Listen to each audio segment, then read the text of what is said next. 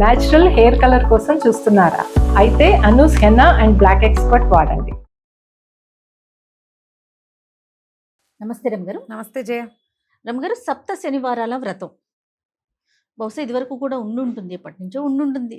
శనివారాల వ్రతం అంటే మనం వెంకటేశ్వర స్వామికే చేస్తాము, కానీ ఈ మధ్య బాగా ట్రెండింగ్లోకి వచ్చిందండి. ఈ వ్రతం అసలు ఎవరు చేసుకోవాలి? ఎవరైనా చేసుకోవచ్చా? దీనికి సంబంధించిన నియమాలు ఏంటి? మీకు తెలుసా? మీకు ఎప్పటి నుంచి తెలుసు? ఎన్ని ప్రశ్నలు చూడండి. శనివార వ్రతం బహుపురాతనమైనది.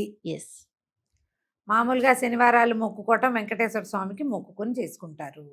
వివాహం కాకపోయినా, సంతానం కాకపోయినా, ఇల్లు దొరకపోయినా, అంటే ఇల్లు కట్టుకునేందుకు సరిపడా అవకాశాలు కుదరకపోయినా, పిల్లలు సెటిల్ అవ్వకపోయినా, చిత్తశాంతి మనశ్శాంతి లేకపోయినా, ఏవైనా తరచుగా ప్రమాదాలకి వాటికి లోనవుతున్నా, జాతకంలో ఫలానా శని దోషాలు అవి ఉన్నాయని చెప్పినా, ఈ అర్ధాష్టమ శని, ఏలినాటి శని లాంటి సమస్యలు సాడే సాతి అని చెప్తారు జాతకాల్లో. అలాంటి సమస్యలు ఉన్నవాళ్ళు ఎవరైనా శనివార వ్రతం చేసుకోవచ్చు. సప్త శనివారాలు అనేది ఇటీవల కాలంలో ఎందుకు ట్రెండ్ అయిందంటే, ఇది సోషల్ మీడియా వల్లే ట్రెండ్ అయింది. శనివార వ్రతం సాధారణంగా ఎవరైనా మొదలు పెడితే జన్మ శనివారాలు అంటారు. శనివారం మానరు. ఏవో కొన్ని శనివారాలే చేసి మానేసే విధానం పూర్వం ఉండేది కాదు. ఇప్పుడు ఏంటంటే సద్యవ ఫలితం ఇస్తుంది, వెంటనే ఇది చేయగానే ఫలితాన్ని ఇస్తుందని, మాకు ఇచ్చిందని ఇన్ఫ్లుయెన్సర్స్ కనుక బాగా చెప్పడం వల్ల ఇది బాగా ముందుకెళ్ళింది. మీరు 7 అయినా చేసుకోవచ్చు, 2 ఏళ్ళు 14 చేయొచ్చు, 7 ఏళ్ళు 49 చేయొచ్చు. మన ఓపిక మన శక్తిని బట్టి చేసుకోవచ్చు. ఈ శనివార వ్రతం అంటే శనివారానికి బేసిక్గా ఏమిటి? వెంకటేశ్వర స్వామిని పూజించుకోవటము. ఇదివరకు ఏం చేసేవాళ్ళంటే శనివారం నాడు తలంటి పోసుకుని పిండి దీపారాధన చేసి స్వామికి ఒక పొద్దు ఉండటం నియమం. ఆ రోజు తలస్నానం, నెత్తికి నూనె రాసుకుని స్నానం చేయటం, దీపారాధన చేసుకోవటం. వెంకటేశ్వర స్వామి దేవస్థానాలు ఏమైనా ఉంటే దగ్గరలో వెళ్ళి దేవస్థానానికి వెళ్ళి దర్శనం చేసుకోవటం. చేసుకుని ఆ పూట ఏంటంటే ఈ శనివారం నాడు నియమంగా పోట్లాడకుండా ఉండటం, నామాలు ఎక్కువ తలుచుకోవటము, వీలైతే ఏదైనా ఇంట్లో భజన పెట్టుకోవటము, ఎక్కడైనా భజన చేస్తుంటే అక్కడికి ఆ భజనకి వెళ్ళి రావటము, అక్కడ ఏదో కొబ్బరికాయలు ఏమైనా సమర్పించుకోవటము. వెంకటేశ్వర స్వామికి సంబంధించిన పూజకు అసలు ఏం చేసేవాళ్ళు ఇదివరకు? ఇన్ని పుస్తకాల, ఇన్ని రకాల జయ ఏమీ లేదు. ఈ పిండి చలిమిడి చేసి పిండి దీపారాధన అంటే బియ్య పిండి కాదు, అది చలిమిడి చేసి చలిమిడితో దీపం పెట్టి దీపారాధన చేసుకుని పానకము, వడపప్పు, ఈ చలివిడి స్వామివారికి సమర్పించుకుని దండం పెట్టుకోవటం. పగల అన్నం తిని రాత్రిపూట ఉపవాసం ఉండేవాళ్ళు. శనివార వ్రతం అంటే బ్రహ్మచర్యము, ఏకభుక్తము ఖచ్చితమైన నియమం. అందుకని ఇళ్లలో పెద్దవాళ్ళు చేసేవాళ్ళు సాధారణంగా. పూర్వం అలాగే కనపడేది. ఇప్పుడు ఏమైంది? క్రమంగా ఇళ్ళ అందరూ చేసుకోవటము, ప్రతి వాళ్ళు చేయటము. ఇన్ఫ్లుయెన్సర్స్ చెప్పారు కదా ఈ 7 శనివారాలు చేసాము అని.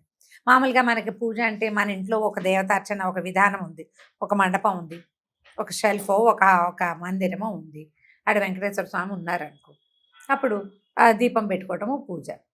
ఇప్పుడు ఏం చేశారు? దీనికి కలశాలు పెట్టడం, ప్రతి వారము కలశం పెట్టడము, కలశం లేనిదే పూజ లేదని, కలశం పెట్టాల్సిందేని, దీపాలేమో 7 దీపాలు పెట్టాలని, 9 పెట్టాలని, 16 పెట్టాలని, 100 రకాలు వచ్చేసరికల్లా ఏది కరెక్టో తెలియని ఒక డైలమాలో పడుతున్నారు.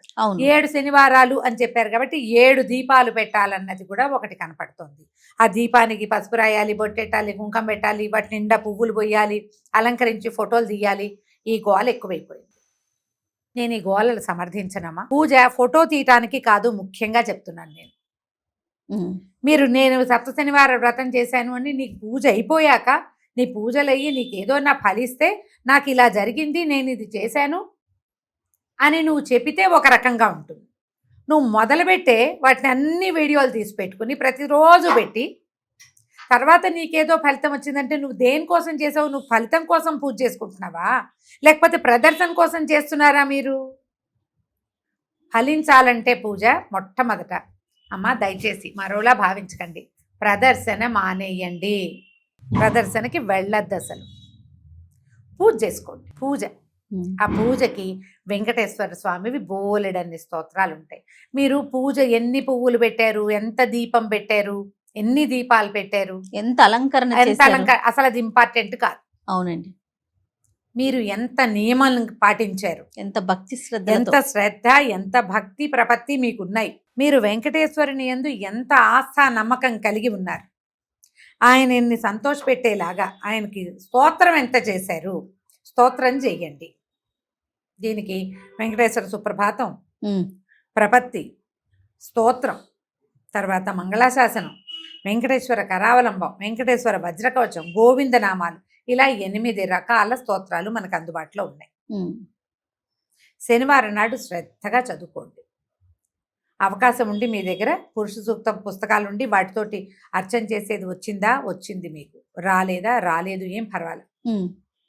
శనివారం పొద్దున్న తలంటి పోసుకోండి. ఒకవేళ మనకి స్వామివారి పటం ఏదైనా వెంకటేశ్వర స్వామి పటం ఉంటే మంచిది.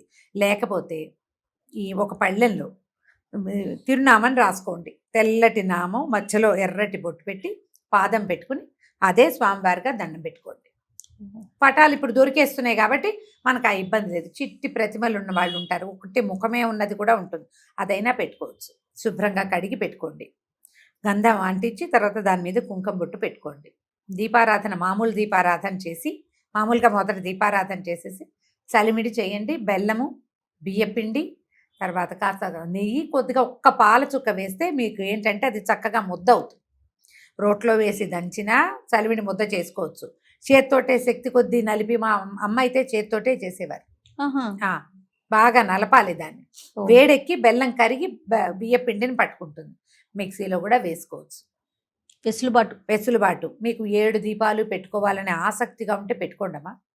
కాకపోతే ఇందులో ఒక నియమం ఏంటంటే, ఈ దీపాలు పెట్టేమా మనం, ఈ దీపం కొండెక్కాక అది ప్రసాదంగా తీసుకోవాలి.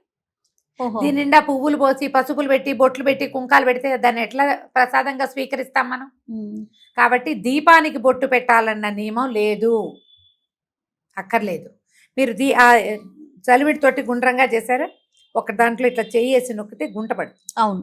ఆవు నేతిలో ముంచిన బొత్తిని అందులో వేయాలి. ఈ దీపాన్ని ఒక పళ్ళెంలో పెడతారు కదా, ఆ పళ్ళెనికి పసుపు రాసి బొట్టు పెట్టుకోండి. పసుపు రాసి బొట్టు పెడితే సరిపోతుంది.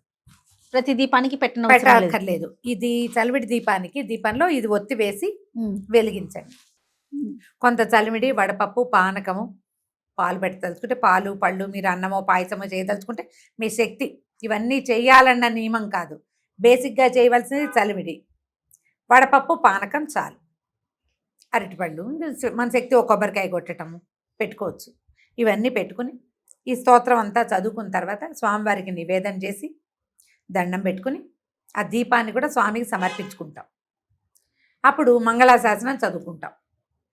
మంగళాశాసనం అంటే హారతి. అదేలేండి. హారతి ఇచ్చి దండం పెట్టుకోండి. ప్రత్యేకమైన కథ ఏదన్నా ఉందా అమ్మగారు? సప్త శనివార వ్రతానికి కథలేం లేవు. ఒకవేళ మీకు ఏదైనా ఒక పుస్తకం దొరికి, ఇటీవల ఎవరో పెద్దవారు రాసింది ఒక పుస్తకం తిరుగుతోంది, వెంకటేశ్వర స్వామి గురించి చెప్పినవే ఏవైనా కథలు అయి ఉంటాయి. పూర్వకాలం నుంచి వచ్చింది కాదు కదా. ఈ వ్రతం ఇటీవల డెవలప్ అయింది. ఇది వ్రతం అని పేరు రాసుకుంటున్నాం కానీ మనం నియమంతో చేసేది 7 వారాలు చేసుకోండి. ఈ 7 వారాలకి మీకు ఫలితం ఇస్తుంది. కలశం పెట్టుకుంటే ఫలితం ఇస్తుంది, కలశం పెట్టుకోకపోతే ఫలితం ఇవ్వదు. ఇవన్నీ సర్వాబద్ధమమ్మా, అలా లేదు. మీ శక్తి, మీ ఓపిక. మీరు పెట్టుకోగలిగితే కలశం పెట్టుకుని, కలశానికి ప్రత్యేక పూజా విధానం మీరు చేయగలిగితే చేసుకోండి. చేయలేకపోతే ఏం నష్టం లేదమ్మా, ఏం కాదు. మీకు కావాల్సిందల్లా శ్రద్ధ, భక్తి, ఆసక్తిను. వీటితోటి మీరు 7 శనివారాలు ఇట్లా చేసి మీరు దండం ఎట్లా పెట్టుకోవచ్చు. మామూలుగా మొక్కునేటప్పుడు ఈ 7 శనివారాలు ఇంట్లో పూజ చేసుకుని 7వ శనివారమో 8వ శనివారమో కొండకు వస్తామనో దేవాలయానికి వస్తామనో దండం పెట్టుకోవచ్చు. లేదా పక్కనే ఉన్న సమీపంలో ఎక్కడో దేవాలయం ఉంది, అక్కడికి వెళ్తాం. చిన్న తిరుపతి వెళ్ళచ్చు, పెద్ద తిరుపతి వెళ్ళచ్చు. మనకి ఇక్కడ హైదరాబాద్లో అయితే రత్నాలయం అని, ఇంకో ఆలయం అని, బోల్డని వెంకటేశ్వర స్వామి దేవస్థానాలు ఉన్నాయి. శ్రీనగర్ కాలనీలో వెంకటేశ్వర స్వామి ఉన్నాడు, ఎస్ఆర్ నగర్లో వెంకటేశ్వర స్వామి ఉన్నాడు. ఎక్కడ అవకాశం ఉంటే అక్కడ దర్శనం చేసుకోవచ్చు. వారం ప్రతి వారము మీరు దేవాలయానికి వెళ్ళగలిగితే మహత్తరంగా ఉంటుంది. ఇలా 7 శనివారాలు కనుక శ్రద్ధాభక్తులతోటి మీరు వేరే వ్యాపకం పెట్టుకోకుండా భగవంతుడి మీదే నమ్మకం పెట్టుకుని చేస్తే మీకు మంచి ఫలితం లభిస్తుంది. ఇందులో చూడు, ఒకటి దీపారాధన. మొదటిది మీ నియమం 7 వారాలు చేయాలని దీపారాధన. ఇందులోనూ పిండి దీపారాధన చాలా మంచిదని చెప్తారు. మామూలు మనం దీపం కుంది కాకుండా ఇలా పిండితో అంటే చలిమిడి మీద చేసిన దీపారాధన విశేషమైనది. అది చేసామా, అర్చన చేసామా, దేవాలయానికి వెళ్తామా? ఈ ప్రత్యేకమైన రోజుల్లో మీరు జ్ఞాపకం పెట్టుకోవాల్సింది ఏంటంటే పోట్లాటలకి దిక్కండి. ఈ వ్రతానికి ఒక్క నియమం, అలా గోవిందనామాలు రోజంతా గోవిందా గోవిందా అనుకుంటుంటే మంచిది. మీ సమస్యలకి ఒక సమాధానము, ఒక సోలేజ్, ఒక ప్రశాంతత మనకు లభిస్తాయి. ఇలా చేసి చూడండి. మీరు అవేవో చేస్తాం, బ్రహ్మాండం పగలు తీసి భక్తిగా చేస్తాం, చేయండి. కానీ అదే చేయాలన్న ధోరణికి వెళ్ళొద్దు. వాళ్ళు ఎవరో చేసిందే చేయక్కర్లా, మీకు చేతొచ్చింది చేసిన వెంకటేశ్వర స్వామి ఎట్లాంటి వాడంటేనమ్మా, కొంగు బంగారం కదా రమ్మగారు, మామూలు వాడు కాదు ఆయన. బంగారు కమలాలతో అర్చించే తొండమాన్ చక్రవర్తి ఉంటే మట్టితో పూజ చేసిన వాడు ఇంటికి వెళ్ళి వచ్చాడు. ఆయన మట్టి పువ్వులతో పూజ చేశాడు, మట్టితో తులసి దళాలు చేసి, తామర తూడుతో కూర చేసి పెట్టిన వాళ్ళ ఇంటికి నడిచి వెళ్ళాడు స్వామి కొండ దిగి. అలాంటి వాడు. నీ భక్తే కావాలి ఆయనకి. నువ్వు చూపించే ఈ ప్రదర్శన వేషం ఉందే, అది నువ్వు ఉంచుకుంటావు, నువ్వు చూపిస్తావు ప్రపంచానికి. ఆయన ఏం చూస్తాడు? నీ లోపలది చూస్తాడు. లోపల పెట్టుకోండి, ఈ ప్రదర్శనలు మానేయండి. హాయిగా ధైర్యంగా పూజించుకోండి స్వామిని. తప్పకుండా రమ్మగారు. ఇది అంటే ఆనవాయితీగా వస్తేనే చేసుకోవాలా, ఎట్లా రమ్మగారు? ఆనవాయితీ రావాల్సిన అవసరం లేదు, మనం చేసుకోవచ్చు. ఓకే. కొన్ని శనివారాలు అని పెట్టుకుని ఒక సంవత్సరం అంతా కూడా చేసుకోవచ్చు. అంటే వ్రతం అనగానే కొన్ని నియమాలు ఉంటాయి సాధారణంగా. ఇది వ్రతం అని పేరు చెప్తున్నారు కానీ ముందు కాలం నాటిది కాదు. అదేలేండి, శనివార నియమం ముందు కాలం నుంచి వచ్చింది. ఇవి పిండి దీపారాధన ముందు చాలా కాలంగా మనకి 3-4 తరాల ముందు వాళ్ళు కూడా చేసుకున్నారు. ఇలా 7 వారాలే చేసుకోవటం అనేది ఇటీవల డెవలప్ అయింది. 7 కొండలు కాబట్టి ఆ 7 ఆయనకి ప్రీతిపాత్రమని, 7 చేస్తే బాగుంటుందని పెద్దవారు ఎవరో మొదలు పెట్టుంటారు. అవును, అందరూ చేసుకుంటున్నారు. మీరు కూడా చేసుకోండి. నేను చెప్పే కదా, 2 ఏళ్ళు 14 చేయొచ్చు, 7 ఏళ్ళు 49 చేయొచ్చు. ఒక ఏడాది అంతా పెట్టుకోండి. ఒక శనివారం ఆడవాళ్ళకి ఏదైనా ఇబ్బంది వస్తుంది, కుదరదు, దండం పెట్టుకోండి, ఏం కాదు. వినాలి. ఇందులో కూడా 7 శనివారాలు పెట్టుకున్నాం. మన పీరియడ్ అటు ఇటు వచ్చి ఆ శనివారం రోజే వస్తుంది. మళ్ళీ మొదలు పెట్టాలా అని అడిగారమ్మా. 15 మంది అయినా అడిగారు చేయ నన్ను. మేము 7 శనివారాలు వ్రతం చేసుకుంటున్నామమ్మా. 5వ వారం అయిన తర్వాత శనివారం నాడు అనుకోకుండా ఇబ్బంది వచ్చింది, అశౌచం వచ్చింది, మీకే జ్వరం వచ్చింది, పిల్లాడికి ఏదో అనారోగ్యం, హాస్పిటలైజ్ అయ్యారు, మానేస్తే అమ్మ నెత్తెండి చేయడానికి భగవంతుడు మన శత్రువు, మన పగవాడు కాదమ్మా, మన కన్న తండ్రి. అవును, మన తప్పులు కడుపులో పెట్టుకోడు, ఆయన పెట్టుకుంటాడు కదా. ఈ పీరియడ్ వస్తే ఆ ఒక రోజు మానేస్తే మరుసటి వారం చేసుకోవచ్చు. ఆడవాళ్ళు చేసేటప్పుడు ఈ ఇబ్బంది వస్తుంది. మళ్ళీ మొదలు పెట్టాలి ఎవరైనా చెప్తే ఈ వీడియో చూపించండి అమ్మా, ఏం పర్వాలేదు, ఈజీగా చేసుకోండి. ఏదైనా ఇప్పుడు వెంకటేశ్వర స్తోత్రాలు ఉన్నాయా, వీటిలలో నేను చెప్పిన లిస్టులో వెంకటేశ్వర వజ్ర కవచం చాలా చిన్నది, అది నేర్చుకోండి. రోజువారీ కూడా చేసుకోండి, అది ఎక్కువ సార్లు చేయండి, మంచి ఫలితం లభిస్తుంది. ముడుపు కట్టడం లాంటివి ఏమైనా చేస్తారా రమ్మగారు? దీనికి చేయరు. మీకు మీ ఇళ్లలో పద్ధతి ప్రకారం చేసుకుంటాం. 7 లేదా మొదటి వారం ముడుపు కట్టి 7 వారాలు అయ్యాక 8వ వారం మేము కొండకు వస్తామంటే, ఇదివరకు అట్లాగా కొండకి సులువుగా వెళ్ళిపోయే మార్గాలు లేవు. ఇప్పుడు అవన్నీ టికెట్లు అవన్నీ ముందు ప్రిపేర్ అవ్వాలి కదా. అవునవును, అవకాశాన్ని బట్టి చేయండి. మీరు ముడుపు కట్టుకుంటే 8వ వారం దగ్గరున్న వెంకటేశ్వర స్వామి గుళ్ళో అప్పచెప్పేయాలి. ముడుపు కట్టకపోయినా పర్వాలేదు. ఓకే, చాలా డౌట్లన్నీ తీరిపోయినట్టు, ఆల్మోస్ట్ అన్ని అయిపోయినాయి రమ్మగారు. ఏదైనా ఉంటే ఇంకొక వీడియో చేస్తాను మళ్ళీ కూడా. అలాగే, నమస్తే. నమస్తే.